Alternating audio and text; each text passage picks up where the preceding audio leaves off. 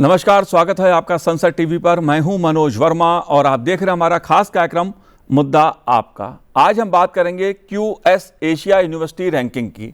इस मुद्दे पर बात इसलिए क्योंकि हाल ही में क्यूएस एशिया रैंकिंग में भारतीय विश्वविद्यालयों की संख्या में रिकॉर्ड वृद्धि हुई है। 2016 में इस रैंकिंग में 24 विश्वविद्यालय शामिल थे, जो बढ़कर अब 294 हो गए हैं। इस सूची में भारत चीन के बाद दूसरे स्थान पर है। क्यूएस एशिया यूनिवर्सिटी रैंकिंग 2025 में भारत के 7 शिक्षण संस्थान टॉप 100 सूची में शामिल हुए हैं, जिनमें आईआईटी दिल्ली, मुंबई, मद्रास, कानपुर, खड़गपुर, आईआईएससी बेंगलुरु और दिल्ली विश्वविद्यालय प्रमुख हैं। प्रधानमंत्री नरेंद्र मोदी जी ने पिछले एक दशक में क्यूएस एशिया यूनिवर्सिटी रैंकिंग में भारतीय विश्वविद्यालयों की संख्या में हुई रिकॉर्ड वृद्धि का स्वागत किया है और कहा है कि सरकार अनुसंधान और नवाचार पर ध्यान केंद्रित करते हुए युवाओं के लिए गुणवत्तापूर्ण शिक्षा सुनिश्चित करने के लिए प्रतिबद्ध है। देश भर में और अधिक शैक्षणिक संस्थानों को सशक्त बनाकर इस क्षेत्र में संस्थागत क्षमता का निर्माण करने का कार्य किया जा रहा है। यह उपलब्धि इसलिए भी महत्वपूर्ण है क्योंकि राष्ट्रीय शिक्षा नीति लागू होने के 5 साल बाद भारत ने न केवल वैश्विक स्तर पर अपनी पहचान बनाई है, बल्कि स्थानीय स्तर पर भी शिक्षा को मजबूत किया है। क्यूएस एशिया रैंकिंग में भारतीय विश्वविद्यालयों की संख्या में रिकॉर्ड वृद्धि के क्या मायने हैं, मुद्दा आपका में इससे जुड़े विभिन्न मुद्दों पर चर्चा करेंगे, क्योंकि मुद्दा भारत के विश्वविद्यालयों की गुणवत्तापूर्ण शिक्षा का है, शिक्षा नीति का है। खास मेहमान मेरे साथ जुड़े हुए हैं। प्रोफेसर विवेक बुआ जी हमारे साथ जुड़े हैं, जो उप निदेशक हैं रणनीति एवं योजना आईआईटी दिल्ली से। विवेक जी, आपका स्वागत है संसद टीवी पर। साथ ही हम बात करेंगे डॉक्टर गगनदीप शर्मा जी से, जो अध्यक्ष हैं वैश्विक रैंकिंग और सहयोग प्रकोष्ठ गुरु गोविंद सिंह इंद्रप्रस्थ यूनिवर्सिटी न्यू दिल्ली। आपका स्वागत है गगन जी संसद टीवी पर। और हमारे साथ जुड़े हुए हैं प्रोफेसर डॉक्टर चंद्रभूषण शर्मा जी, जो कुलपति हैं विनोबा भावे विश्वविद्यालय हजारीबाग झारखंड से। चंद्रभूषण जी, आपका स्वागत है संसद टीवी पर बहुत बहुत। और शुरुआत चंद्रभूषण जी मैं आपसे करूंगा। एक अच्छी खबर, शिक्षा की दृष्टि से अंतर्राष्ट्रीय स्तर पर भारत ने अपनी नए एक छवि जो उभर कर सामने आई है भारत की, उसे आप कैसे देखते हैं? क्योंकि क्यूएस एशिया यूनिवर्सिटी रैंकिंग में जिस प्रकार की छलांग भारत ने लगाई है, उसकी तारीफ देश और दुनिया में हो रही है। आप कैसे देखते हैं इस मुद्दे को? सबसे पहले तो पूरा देश बधाई का पात्र है कि हम उच्च शिक्षा में ऊपर जा रहे हैं, हम रैंकिंग में बढ़िया कर रहे हैं और निश्चित तौर पर राष्ट्रीय शिक्षा नीति 2020 का बड़ा योगदान है इसमें। लेकिन इसमें एक चीज देखने की बात है मनोज जी, बिल्कुल इस खुशी के मौके पर हमको थोड़ा मंथन भी कर लेना चाहिए। आप ये पाएंगे कि राज्य की जो विश्वविद्यालय हैं और कुछ राज्यों के खास करके उनका परफॉर्मेंस बेहतर नहीं हुआ है जी। राष्ट्रीय शिक्षा नीति को अगर आप देखें तो पूरी नीति ऐसे बनी थी कि पूरे उच्च शिक्षा को हम ऊपर लेके जाएं, और इसका जो इम्प्लीमेंटेशन हुआ वो केवल केंद्र की जो संस्थाएं थी उसी में हुआ। इसलिए आप देखेंगे कि आईआईटीज अच्छा कर रहे हैं, इंडियन इंस्टीट्यूट ऑफ साइंस अच्छा कर रहा है, आपके सेंट्रल यूनिवर्सिटीज अच्छे कर रहे हैं, जैसे दिल्ली यूनिवर्सिटी का रैंक काफी ऊपर गया है। लेकिन राज्य का कोई भी संस्था ऊपर नहीं आ रहा है। देखिए 94% विद्यार्थी आपके देश के जो हैं वो आपके राज्य के विश्वविद्यालयों में पढ़ते हैं, स्टेट यूनिवर्सिटीज में पढ़ते हैं। मुझे लगता है कि इस खुशी के समय में हमको 2 चीजों पर मंथन करना चाहिए, सोचना चाहिए कि हमारे केंद्र की जो संस्थाएं हैं जिन पर जोर लगा करके ऊपर लिया गया और वो अच्छा किए हैं, उससे लगभग केवल 6% विद्यार्थी भारत के लाभ उठा रहे हैं। और ये निश्चित तौर पर राष्ट्रीय शिक्षा नीति के क्रियान्वयन का असर है। लेकिन साथ में ये बात जरूर सोचना चाहिए कि 94% विद्यार्थी राज्य के विश्वविद्यालयों में पढ़ते हैं और वो अच्छा क्यों नहीं कर रहे हैं। एक लाइन में, राज्यों ने राष्ट्रीय शिक्षा नीति को पूरी ईमानदारी से इंप्लीमेंट नहीं किया है, जो हमको लगता है कि वो कराना जरूरी होगा। जी, जाहिर सी है एक बड़ा मुद्दा चंद्रभूषण जी आपने शिक्षा की दृष्टि से प्रस्तुत किया है। इस मुद्दे पर हम और भी चर्चा करेंगे, लेकिन गगन जी मैं आपसे जानना चाहता हूं, क्योंकि क्यूएस एशिया यूनिवर्सिटी जो रैंकिंग है इसका अपना महत्व है, लेकिन इसका क्या महत्व है और क्या इसके पीछे आधार रहता है रैंकिंग का? आप इसके बारे में कुछ हमें बताइए।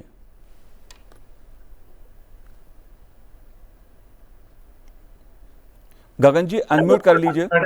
हाँ जी, बहुत धन्यवाद आपका। मैं दूसरी बातों पे आने से, जो आपने सवाल पूछा उसके ऊपर आने से पहले एक बात और स्पष्ट कर दूं। राज्य के यूनिवर्सिटीज की, स्टेट पब्लिक यूनिवर्सिटीज की बात हो रही थी, तो इसमें ये चीज बहुत देखने वाली है कि हमारी कुछ बड़ी स्टेट पब्लिक यूनिवर्सिटीज, जिनमें कुछ का मैं नाम लिए देता हूं। अन्ना यूनिवर्सिटी है, सावित्रीबाई फुले यूनिवर्सिटी है पुणे की, गुरु गोविंद सिंह इंद्रप्रस्थ यूनिवर्सिटी है जहां से मैं आता हूं। ये सारी वो यूनिवर्सिटीज हैं जिन्होंने पिछले 4-5 या 3 साइकिल्स में एशिया में भी और वर्ल्ड रैंकिंग में भी जबरदस्त इंप्रूवमेंट दिखाई है। तो ऐसा कहना सही नहीं है कि राज्य की यूनिवर्सिटीज अच्छा नहीं कर रही हैं। राज्य वाली यूनिवर्सिटीज ने बहुत अच्छा परफॉर्मेंस दिया है। आईपी यूनिवर्सिटी की ही मैं बात करूं तो हम पिछले ये तीसरा साइकिल है जब से हम वर्ल्ड रैंकिंग्स में आए। हम पहली बार 1401 पे आए, दूसरी बार 1001 पे आए, इस बार हम 950 पे आए, और हमें 2 अवार्ड दिए गए क्यूएस की तरफ से पिछले साइकिल में। और हम बिल्कुल नए 25 साल पुरानी यूनिवर्सिटी हैं, लेकिन हमारी कुछ और स्टेट यूनिवर्सिटीज जैसे अन्ना यूनिवर्सिटी जिनका मैंने नाम लिया, सावित्रीबाई फुले पुणे यूनिवर्सिटी, जादवपुर यूनिवर्सिटी, ये वो सब यूनिवर्सिटीज हैं जो राज्य यूनिवर्सिटीज में आती हैं और अच्छे स्तर पे पहुंची हैं, आगे आगे बढ़ती जा रही है। अब मैं 2 मिनट में आपकी दूसरे बिंदु पे भी बात कर दूं, जो आपने कहा कि इसके क्या क्राइटेरियन क्या रहते हैं। तो क्यूएस के जो क्राइटेरियन है उसमें मेजरली आपके विश्वविद्यालय का, आपकी संस्था का रिसर्च कैसा है, शोध में आपका कैसा काम है वो, फिर आपकी आपके विद्यार्थी छात्र कितने हैं, कितने छात्रों के पीछे कितनी फैकल्टी काम कर रही है, किस तरह का आपका इंफ्रास्ट्रक्चर है, आपके लोग जो आपके छात्र हों या आपके अध्यापक प्राध्यापक हों वो विश्व में किस तरह से दूसरे देशों के साथ काम करते हैं, जिसको इंटरनेशनल रिसर्च नेटवर्क बोला जाता है। तो इन सब चीजों की अपनी अपनी भूमिका है। इसके अलावा 2 अन्य जो क्राइटेरियन है, बहुत महत्वपूर्ण क्राइटेरियन है, वो है, एक उनमें एकेडमिक रेप्यूटेशन है कि आपकी संस्था की विश्व में किस तरह की छाप है, दुनिया में किस तरह के आपके फील्ड से जुड़े, अध्यापन से जुड़े, शिक्षा से जुड़े लोग आपकी यूनिवर्सिटी को किस तरह से देखते हैं विश्व भर में। वो एक इंपॉर्टेंट क्राइटेरियन है, बड़ी वेटेज वाला क्राइटेरियन है। दूसरा कि आपकी यूनिवर्सिटीज के बच्चे जो हैं, जो आपके पास आउट छात्र हैं, उनको किस तरह की रोजगार के अवसर उपलब्ध हैं। तो इसलिए एक सर्वे उन कंपनी से किया जाता है जहां आपके लोग काम कर रहे हैं, आपके छात्र जहां पे उनको रोजगार मिलता है। तो इन सबको मिला के एक रैंकिंग बनाई जाती है, और शिक्षा नीति जो 2020 में आई उसने इन सब चीजों पे बल दिया, बहुत जबरदस्त बल दिया गया कि हमारे इंटरडिसिप्लिनैरिटी,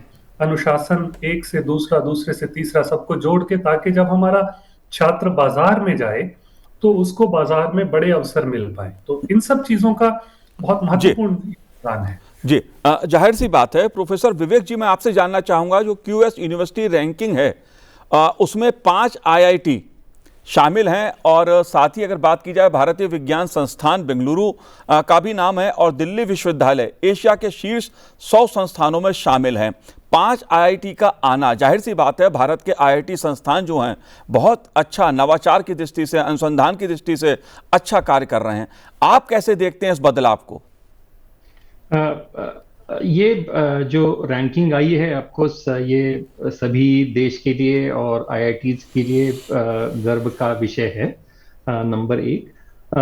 और मैं अगर देखूं कि इसमें आईआईटी दिल्ली है, जैसे कि आपने कहा, आईआईटी मुंबई है, आईआईटी मद्रास है, Indian Institute of Science Bangalore है, तो many of these IITs are doing extremely well. और मुझे जब मैं इसको देखता हूं तो कि जो एजुकेशनल रिफॉर्म्स हुए हैं थ्रू एनईपी हो, और there is a significant funding given by the government, may be through PMRF जैसे स्कीम हो, एशियन जैसे इंटरनेशनल प्रोग्राम हो, जो गवर्नमेंट इन एजुकेशनल और आईआईटीज और बाकी यूनिवर्सिटीज में जो फंडिंग कर रही है, उसके बहुत सारे जो प्रोग्राम्स है और स्कीम्स है जी उसके माध्यम से उसका ये जो आउटकम है उसके ऊपर काफी प्रभाव है। जैसे कि आपको पता होगा इंडियन आईआईटी दिल्ली एक इंस्टीट्यूट ऑफ इमिनेंस भी है, तो उसके कारण जो फंडिंग मिली,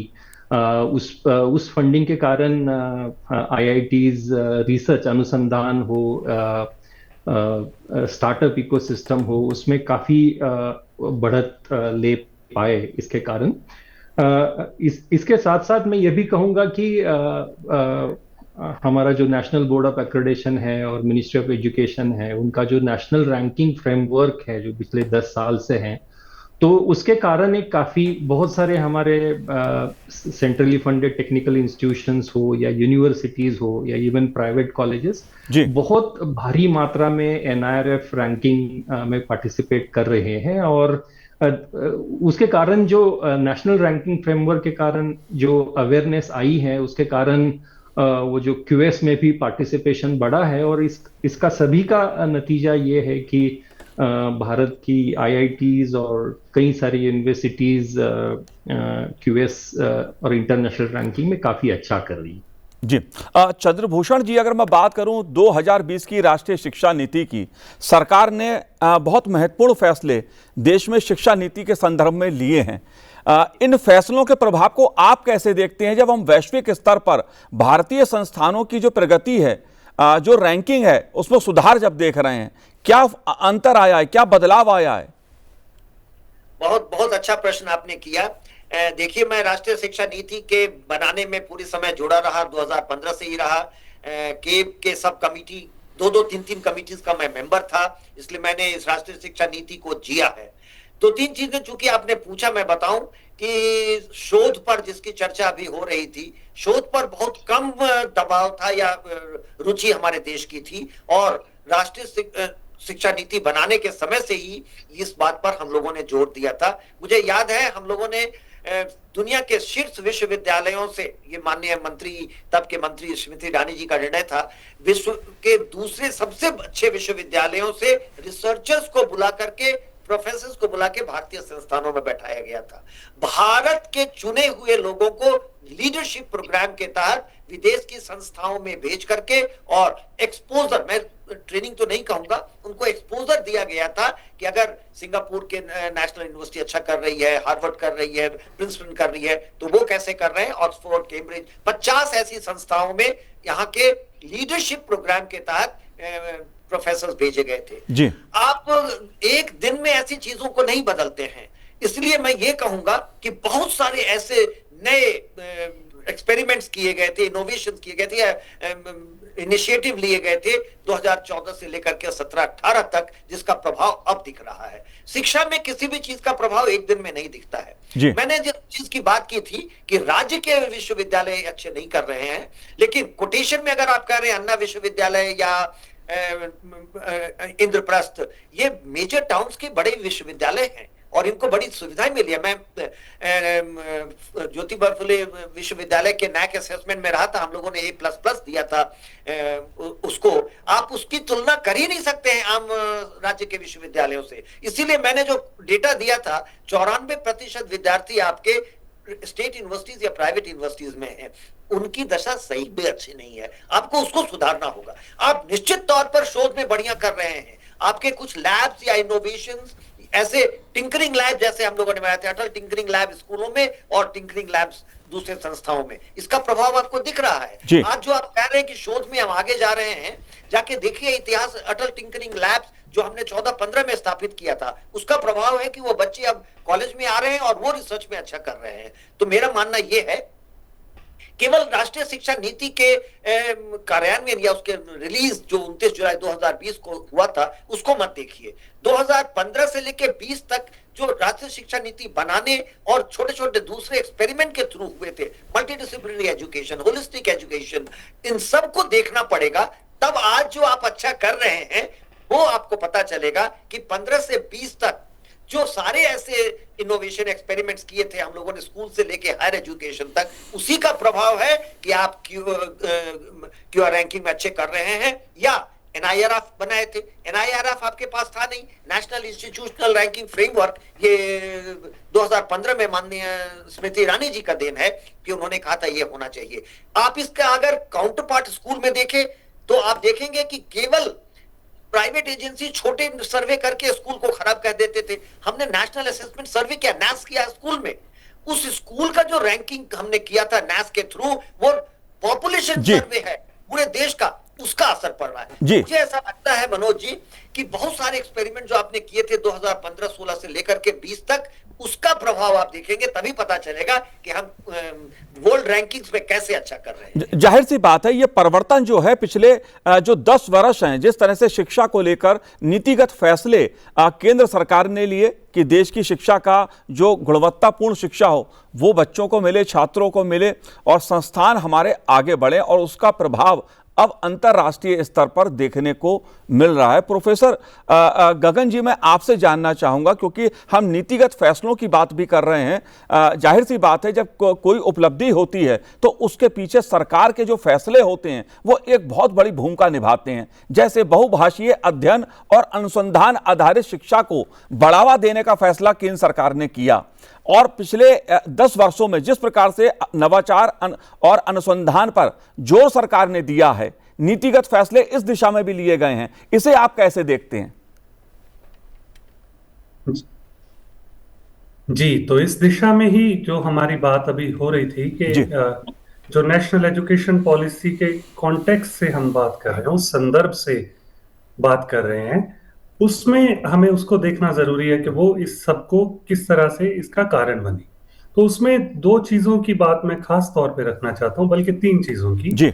एक तो ये कि इंटरडिसिप्लिनैरिटी, आज जिस तरह का समय चल रहा है उसमें इकोनॉमिक्स की रिसर्च फॉर एग्जांपल इन्फ्लुएंस हो भी रही है और इन्फ्लुएंस कर भी रही है मेडिकल रिसर्च को, क्योंकि हम एक अफोर्डेबल मेडिकल सर्विसेज की बात कर रहे हैं विश्व भर में। कोविड ने हमें ये याद दिलाया कि अफोर्डेबल मेडिकल फैसिलिटीज का कितना अहम योगदान है। जी। तो अब रिसर्च भी, जब हम मेडिकल की रिसर्च करते हैं तो इकोनॉमिक्स को ध्यान रखते हैं, इकोनॉमिक्स की रिसर्च करते हैं तो पॉलिटिक्स को ध्यान में रखते हैं। तो इस तरह से ये जो इंटरडिसिप्लिनरी जुड़ाव है, ये जुड़ाव जब होता है तो उससे एक संभावना ये बनती है कि आपकी शोध का फायदा जो होगा वो अलग अलग तरह के अनुशासनों होगा, अलग अलग तरह की पॉलिसीज को होगा। उस फायदे को वो फायदा तभी लोगों को होगा अगर हम उसको शोध करने वाले अलग अलग अनुशासन को, अलग अलग डिसिप्लिन्स को ध्यान में रखेंगे। तो इंटरडिसिप्लिनरी एक महत्वपूर्ण बात है जिसके ऊपर सरकार ने बहुत कुछ पिछले कुछ समयों में किया। अनुसंधान नेशनल रिसर्च फाउंडेशन बनी, जिसके जरिए बहुत सारी इस तरह की स्कीम्स लॉन्च की गई। ये एक महत्वपूर्ण काम है। दूसरा है एक्सीलरेशन ऑफ इंटरनेशनलाइजेशन। हम देख रहे हैं कि इंडिया में, भारत में अभी रिसेंटली साउथहैम्पटन यूनिवर्सिटी का एक कैंपस गुड़गांव में खुला, डीकिन यूनिवर्सिटी ने अपना कैंपस गिफ्ट सिटी में खोला, जी। ब्रिस्टल यूनिवर्सिटी, ये सब बॉम्बे में कैंपस खोल रहे हैं। और इनके आने से एक तरह का जो कॉम्प्लीमेंटरिटी पैदा हो रही है, हम लोगों को भी, चाहे वो राष्ट्रीय यूनिवर्सिटीज हों या इंस्टीट्यूशंस ऑफ इंडिया हों या फिर वो हमारी स्टेट यूनिवर्सिटीज हों या इवन प्राइवेट यूनिवर्सिटीज हों, उन सबको भी बहुत सारा एक तरफ कंपटीशन की भावना आ रही है, दूसरी तरफ ये है कि उनको भी इनसे बहुत कुछ सीखने मिलेगा। भारतीय यूनिवर्सिटीज को उनसे और उनको भारतीय यूनिवर्सिटी से बहुत कुछ सीखने मिलेगा। इस तरह से वो इंटरनेशनलाइजेशन का इम्पैक्ट भी हमें देखने को मिल रहा है। तीसरा जो आखिरी बात मैं इसमें करना चाहता हूँ, वो कुछ ऐसी स्कीम्स हैं, जैसे एक स्कीम बनाई है गवर्नमेंट ने, भारत में चलती है लेकिन भारत में भी चलनी शुरू हुई, प्रोफेसर ऑफ प्रैक्टिस की। तो इंडस्ट्री से प्रोफेसर ऑफ प्रैक्टिस लेकर के हम लोग यूनिवर्सिटीज को और एनरिच कर रहे हैं ताकि हमारे कैरिकुलम इंडस्ट्री ओरिएंटेड हो, हमारे छात्रों को रोजगार में दिक्कत ना आए और वो इंडस्ट्री में जाके जो है सक्सेसफुल हो सके। लास्ट एक बात और 10 सेकंड में कर दूं, कि हमें लर्निंग मॉडल्स जैसे लार्ज लर्निंग मॉडल्स या स्मॉल लर्निंग मॉडल्स हमारी यूनिवर्सिटीज को उनको भी अडॉप्ट करना पड़ेगा। ये आगे का रास्ता होगा जिससे हम एक्सटेंसिव एजुकेशन तक पहुंचेंगे, उन लोगों तक पहुंचेंगे जो लोग दूर देश में, दूर गांव में बैठे हैं और उनको शिक्षा का उतनी पहुंच नहीं हो पा रही शिक्षा की उन तक, तो वो भी पहुंच पाएगी अगर हमारी यूनिवर्सिटीज लर्निंग मॉडल्स को अडॉप्ट करके अपने कोर्सेज को और एनरिच कर लेंगी और उसको अफोर्डेबल बनाने के साथ साथ रीचेबल भी बनाएंगी। जी बिल्कुल बिल्कुल। प्रोफेसर विवेक जी, मैं आपसे जानना चाहता हूं, आईआईटी दिल्ली को लगातार 5वें वर्ष सर्वश्रेष्ठ भारतीय संस्थान घोषित किया गया है। आप आईआईटी दिल्ली से हैं, इसके पीछे क्या वजह है ताकि दूसरे संस्थान भी आईआईटी दिल्ली से प्रेरणा ले सकें? क्या कारण आप देखते हैं? जब हम लोग आईआईटी दिल्ली का परफॉर्मेंस देखते हैं तो वी सी कि आईआईटी उसमें एक, जैसे गगन जी ने बताया कि एकेडमिक रेपुटेशन एक पैरामीटर होता है, एम्प्लॉयर रेपुटेशन एक पैरामीटर होता है। तो इसमें आईआईटी दिल्ली का एकेडमिक रेपुटेशन बहुत अच्छा है। तो एकेडमिक रेपुटेशन और हमारे छात्र जो यहाँ से ग्रेजुएट होते हैं और इंडस्ट्री में जब जुड़ते हैं, काम करते हैं, तो उनके काम का जो इम्पैक्ट है, उसके कारण जो एम्प्लॉयर रेपुटेशन है वो इसमें बहुत मायने रखता है। तो ये जो दो पैरामीटर्स हैं ये बहुत इम्पोर्टेंट है और इसके ऊपर हमें ध्यान देना चाहिए। तीसरी बात अगर हम लोग आता है तो रिसर्च के ऊपर फोकस हम लोग करते हैं। सो IIT Delhi has been doing very well in terms of research। तो जो रिसर्च के कारण आईआईटी दिल्ली को बढ़त मिली है, उसके कारण भी ओवरऑल स्कोर्स में उसका बहुत फर्क पड़ा है। खास करके जैसे कि मैंने पहले भी कहा था कि भारत सरकार जो फंडिंग प्रोवाइड कर रही है, जो आजकल स्टार्टअप इकोसिस्टम में हमारी कई सारी इन्वेस्टमेंट्स हो रही है, कई सारे छात्र पढ़ाई के समय ही स्टार्टअप के बारे में सोच रहे हैं और कई सारे सक्सेसफुल स्टार्टअप बना भी रहे हैं। जैसे कि अगर हम लोग यूनिकॉर्न्स की बात करें तो भारत से जो लगभग 73 यूनिकॉर्न्स बने थे, तो उसमें लगभग 27 1/3 से भी ज्यादा यूनिकॉर्न्स आईआईटी दिल्ली से आए हुए हैं जी। उसके कारण भी बहुत फर्क पड़ा है और मुझे लगता है कि आने वाले समय में स्टार्टअप एंटरप्रेन्योरशिप एक्टिविटीज को और बढ़ावा मिलेगा और वो और महत्वपूर्ण होने वाली है। जैसे कि इंटरनेशनलाइजेशन ये एक अपने आप में बहुत इम्पोर्टेंट फैक्टर है। तो आईआईटी दिल्ली ने पिछले साल अबू धाबी में अपना इंटरनेशनल और ओवरसीज कैंपस शुरू किया है। आईआईटी दिल्ली के कई सारे रिसर्च, इंटरनेशनल रिसर्च प्रोजेक्ट्स है, कई सारे यूनिवर्सिटीज के साथ ज्वाइंट डिग्री प्रोग्राम्स हैं और उसके कारण जो एक इंटरनेशनल रिसर्च नेटवर्क बना हुआ है उससे भी आईआईटी दिल्ली को और बाकी आईआईटीज को भी काफी फायदा हुआ है। तो ये सारे मुद्दे हैं जिसके कारण आईआईटी, मैं ऐसा समझता हूँ कि आईआईटी दिल्ली और सिर्फ आईआईटी दिल्ली नहीं बट बाकी आईआईटीज जैसे मद्रास हो, बॉम्बे हो, आईआईएससी बैंगलोर हो, कानपुर हो, सबको बढ़त मिली है। और मुझे ऐसा लगता है कि इवन सेंट्रल यूनिवर्सिटीज हो या स्टेट यूनिवर्सिटीज हो, उसमें भी हम लोग स्टार्टअप एक्टिविटीज को कैसे बढ़ावा दे, एम्प्लॉयमेंट को कैसे बढ़ावा दे और इंटरनेशनलाइजेशन को कैसे बढ़ावा दे। और स्टेट यूनिवर्सिटी, और एक पॉइंट अगर कुछ समय में मैं आपको बताना चाहूंगा कि स्टेट यूनिवर्सिटीज, सेंट्रल यूनिवर्सिटीज और ये जो भारत के 3 संस्थान हैं आईआईटी जैसे, उनको अगर साथ में मिलके काम करे तो सभी को मुझे लगता है कि उसका फायदा होगा, खास करके स्टेट यूनिवर्सिटीज को और सेंट्रल यूनिवर्सिटीज को। और उसके कारण हमारे जो संस्थान हैं, यूनिवर्सिटीज हैं भारत में जो क्यूएस में पार्टिसिपेट कर रही है, तो उनका नंबर बढ़ने में और उनका परफॉर्मेंस बढ़ने में काफी मदद होगी।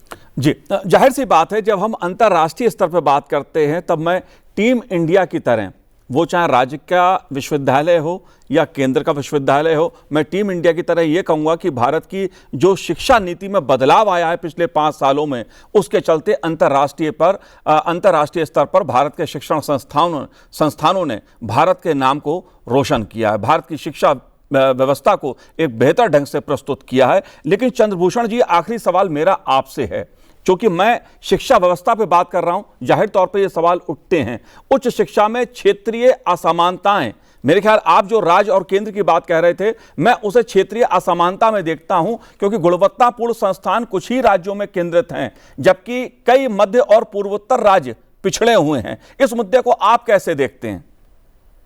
देखिए, मुझे याद है हम लोगों ने केंद्रीय विश्वविद्यालय हर राज्य में हो इसकी मांग की थी और हर राज्य में एक केंद्रीय विश्वविद्यालय खोला गया था। यही सोच के खोला गया था जिसकी बात विवेक जी ने कहा कि ये केंद्रीय संस्थान क्षेत्रीय या राज्य के जो संस्थानें हैं उनको साथ लेके चलेंगे, उनके लिए एक मॉडल पैदा करेंगे।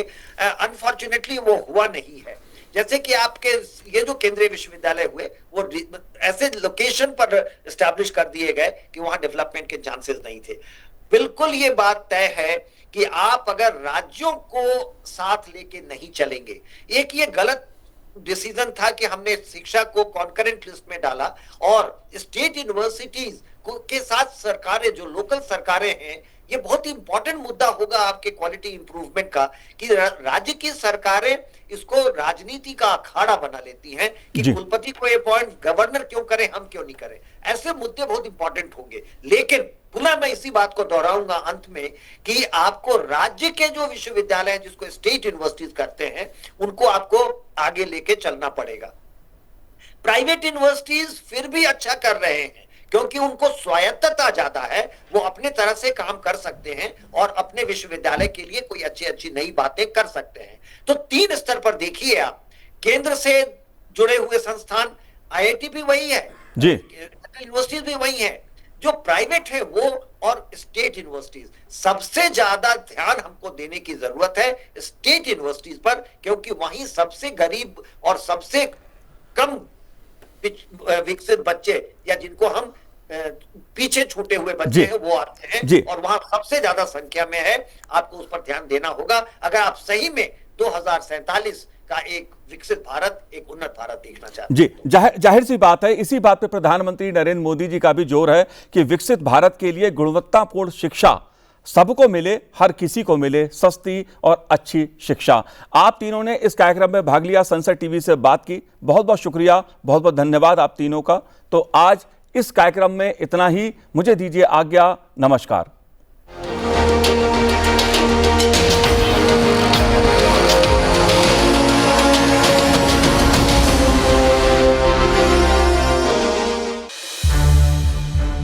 संसद टीवी के और भी प्रोग्राम्स देखने के लिए सब्सक्राइब करें हमारा YouTube चैनल और हाँ, इन्हें लाइक और शेयर करना ना भूलें।